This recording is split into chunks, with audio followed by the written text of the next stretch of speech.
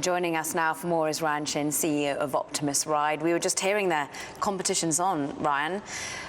Who's going to be first to actually make money with this? Where in the food chain do you sit? We fit right away, right? We are already deploying. Like as you see in the video, we are deploying at Union Point here in Massachusetts. We believe it's actually the world's first revenue-generating pilot, which provides us validation not only in technology but also in markets. Right? We're deploying. They are moving people autonomously on the site, providing a service to a client, and that's really important for validating that market. And for us, that market segment itself, being able to deploy in these medium speed, medium environments where we can provide and solve the first and last mile is a real problem that almost all cities have. The problem that all cities have, that the governments are having to invest in better infrastructure for making the congestion ease, but they're investing billions. Should governments be investing more into this part of the food chain to make autonomous cars more of a reality? Because at the moment it's a lot of private money going into it. Yeah, well, historically governments have, like you look at the US government, they gave a lot of funding through DARPA in the early days for the original testing and development of autonomous vehicles. This is, literally hundreds of millions of dollars 10 years ago. And then industry sort of took those ideas and sort of ran with it. But we need continual investment, not just in terms of research, but also infrastructure, and what are the right policies that enable autonomous vehicles to be deployed, right? There are different policies in different states. How do you actually get uniformity across that?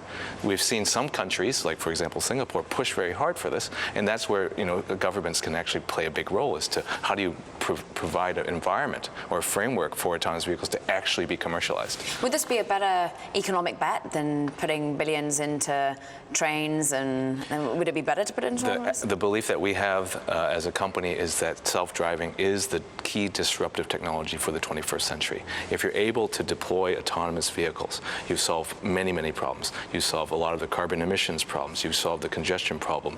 You solve a lot of the other issues of too much parking in cities. By enabling shared autonomous electric economy to happen, those are the things that you're able to actually do right away once you have that system working. You talked about infrastructure needs and also regulatory harmonization. Are they the two key roadblocks to seeing more revenue-generating pilots that we've already got shown by you? I don't think so, actually. The way that you can deploy now, you can actually do it, right? You can deploy in these locations like we have already by working with the right kind of groups. And in fact, when you have those in place, you actually create a showcase for regulators to actually come and see, well, we have a system that actually works here in South Weymouth, Massachusetts. You can come and see the system work. And that actually lubricates, in a way, the environment for you to actually begin to deploy in other locations. How much of a setback was the death that we saw in Arizona with the Uber car, and has it put, obviously you had to stop for a day or so, but how much harder is it to win hearts and minds, do you think? I don't think a day or two is not a big deal, to not be testing. Obviously, we had talked to the city, we've talked to the state about our testing regulation, our testing regime, how we create lots of levels of redundancy. We have 2 test operators on the vehicle.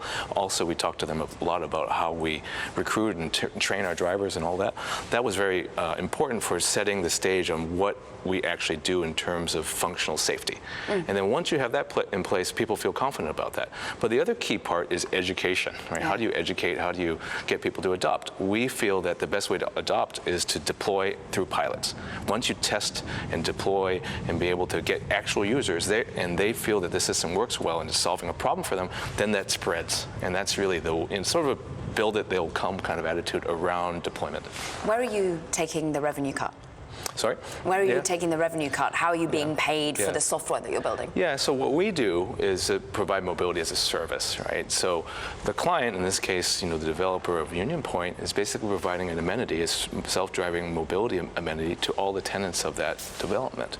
And so the passengers don't pay, but the client, it does as an amenity. If you were to go to any university campus, you don't actually pay for the shuttle. Students don't pay for it, but the university does. So you're providing a kind of B2B model, for self self-driving, and that's really been starting to validate itself through the number of clients that we're already, either deploying or already starting to negotiate with. You're working with partners. What other partners would you want to work with? You already said NVIDIA, they're providing the chips, but who eventually makes the most money out of this? Because everyone's going to be fighting for the data. The car companies want the data, the tech companies want the data. Who ends up making it? Hopefully the self-driving vehicle companies are one of the key winners, right? That's going to be important for this.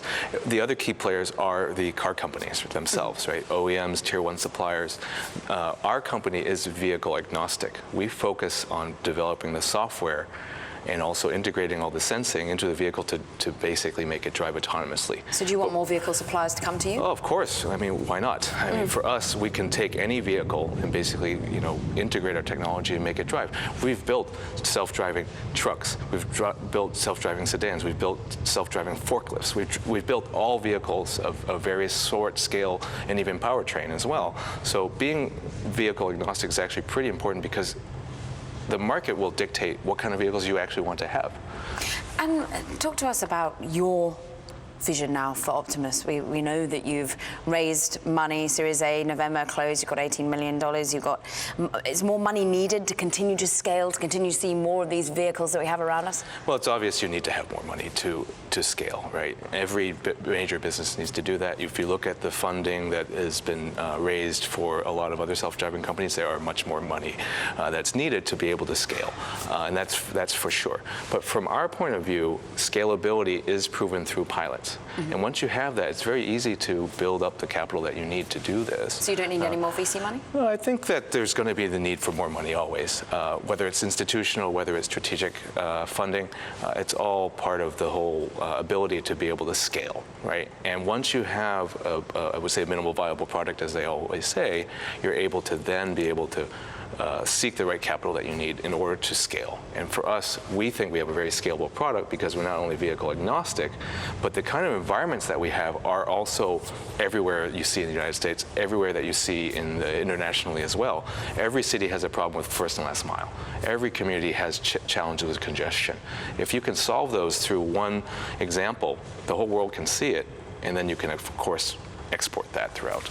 Smarter cities here to come. Thank you very much indeed. It was wonderful. You're hosting us here. Thank you for that as well. Ryan Chen, CEO of Optimus Ride.